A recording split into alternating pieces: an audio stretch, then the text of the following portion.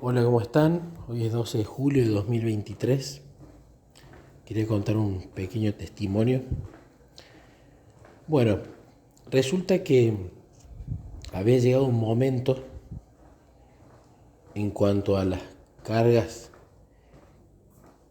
o tareas espirituales, por así decirlo, donde me sentía bastante abrumado, ¿no? Estaba como maestro de escuela sabática, ya hacía 5 años con la pandemia al medio, pero durante la pandemia tuvimos que hacerlo por Zoom. De repente también estaba predicando más seguido en distintas iglesias. Por otras partes, cada tanto se me pedía dar algún tema en alguna sociedad de jóvenes o en alguna iglesia por Zoom.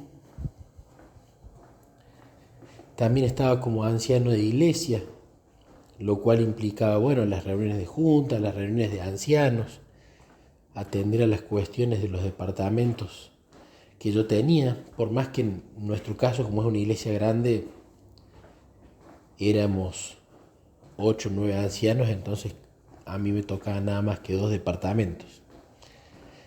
Sumado a eh, los asuntos relacionados al Ministerio de Momentos a Solas, sumado a la traducción de algunos libros, la grabación de audiolibros, y sumado al culto personal y a las lecturas, sobre todo con Niquito, ya eran muchas actividades las cuales no solamente me consumían mucho tiempo, que eso de última es una inversión, porque si el tiempo es como mayordomos de lo que más vamos a tener que dar cuenta, más que el dinero todavía, si es usado de esa forma, que mejor. Pero ya estaba bastante cansado. Y ya había leído anteriormente muchos párrafos de Elena de White, sobre todo en Palabras de Vida del Gran Maestro, en un capítulo o subsección que se llama El Tiempo, como también en Obreros Evangélicos y otros lados, algunos párrafos que hablaban de que muchas veces el ser humano se pone cargas o toma responsabilidades que Dios nunca le pidió. Entonces que el padecimiento de esas cargas no es una prueba de Dios, sino que son las malas decisiones que uno ha tomado, ¿no? También otro de esos párrafos en Obreros Evangélicos hablaba de que cuando Jesús dijo que la mies es mucha y los obreros es poco, no estaba dando el significado que entonces entre los obreros que había repartieran todas las responsabilidades, sino que oraran para que trajeran Dios obreros nuevos, pero que era un error sobrecargarse de responsabilidades, que eso no fue lo que pidió Dios.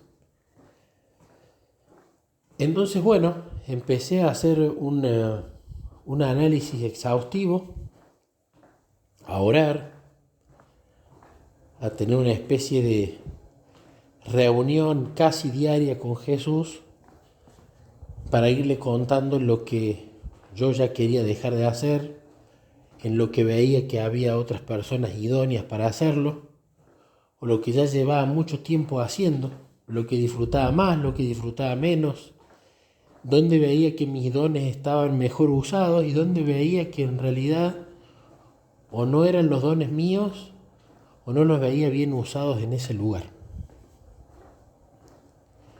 Entonces terminé tomando la decisión de renunciar al ancianato hace ya unos meses y de finalizar como maestro de escuela sabática.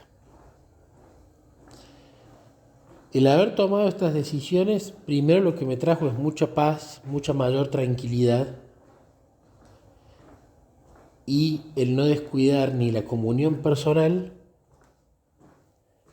ni la lectura, por ejemplo, de ese tema cristiano diario con Niquito. Y a su vez mi esposa ya también estaba muy cansada de estar en la escuela sabática en intermediarios y necesitaba descansar, ya llevaba más de 3 años, ¿no?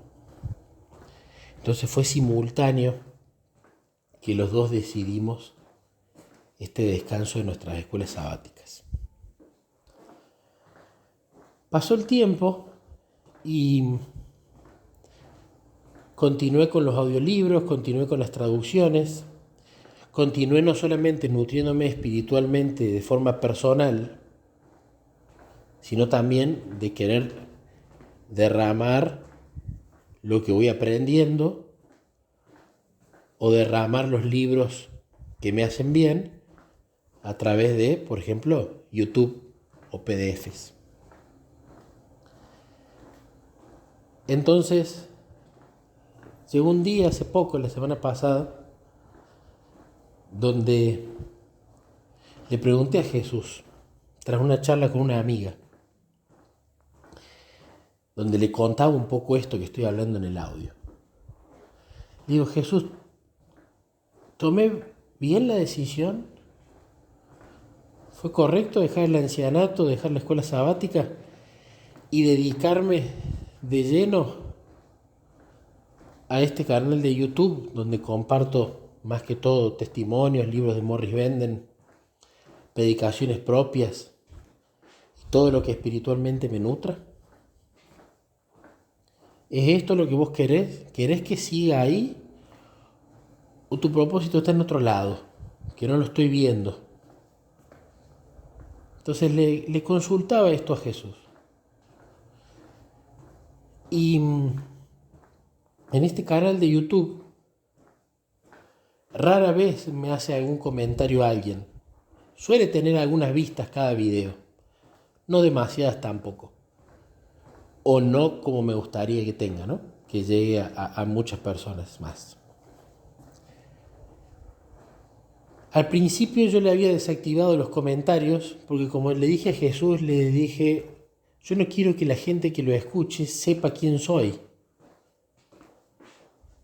No me interesa que sepan qué es el canal de Nicolás Bertoa o quién es Nicolás Bertoa.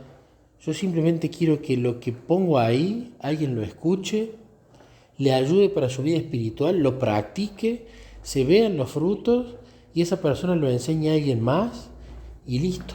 Y así. Es lo único que pretendo. Yo quiero estar en las sombras. Entonces al principio había puesto una configuración para desactivar los comentarios en todos los videos. Porque no me interesaba que me dijeran gracias hermano, qué gran tarea que está haciendo. No, porque al fin y al cabo, si Jesús estaba contento y si los videos tenían varias vistas, bueno, significaba que había gente a la que había llegado y listo. Pero en un momento decidí activarlos y que la gente pudiera comentar por si alguien necesitaba pedirme un libro o necesitaba preguntarme algo acerca del tema dado, ¿no? Entonces pensé que si no les daba la posibilidad de comentar, no iban a poder llegar a mí para hacerme la pregunta. Entonces llegó un día que decidí activarlos. Y la verdad, si han habido 2 comentarios o 3, es mucho, es muchísimo. No es algo habitual que la gente que los escucha comenten. Pero al otro día que le dije esto a Jesús, ¿no? Que le dije que quería saber si mis palabras casi exactas fueron si este canal era de bendición, este canal de YouTube, o no. Al otro día, cuando entro a YouTube para compartir otro video, me aparece una notificación en la campanita, ¿no? Y me aparece una notificación justamente que era un comentario de un hermano a quien no conozco. en el último de los videos del último libro subido de Morris Bender, ¿no? Donde el hermano decía exactamente las palabras de forma literal: este canal es una bendición, punto, nada más, no decía nada. ¿Por qué destaco las palabras exactas del hermano?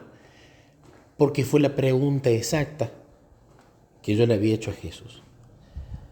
Así que bueno, así terminé entendiendo que el canal, que es algo que disfruto, es algo que me gusta, hay días que uno tiene más ganas, hay días que otro tiene menos ganas de hacerlo,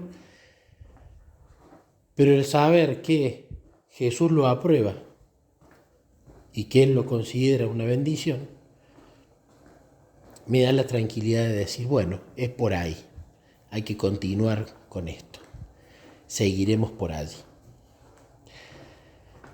Además, hace poco había tenido una charla con Jesús porque yo los videos que grabo lo hago únicamente en español.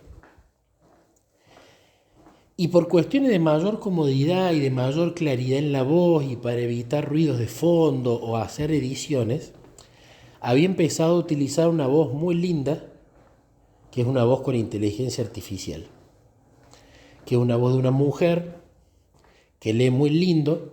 Nada más que uno tiene que ocuparse de poner bien las comas en los lugares donde uno quiere que haga las pausas, etc.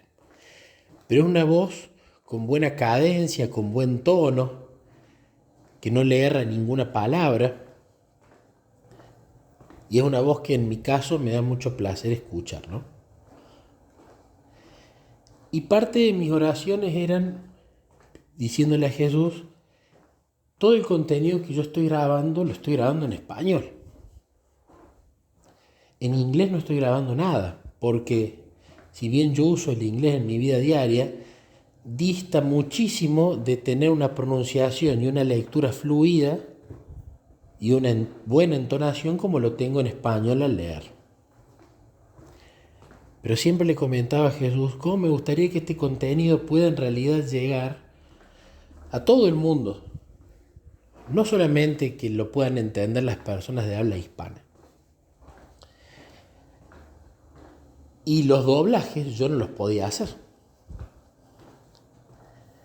Y hay páginas que hacen el doblaje de videos, pero cuesta muchísimo dinero por muy poco tiempo. Y usualmente el tiempo de cada uno de los videos que subo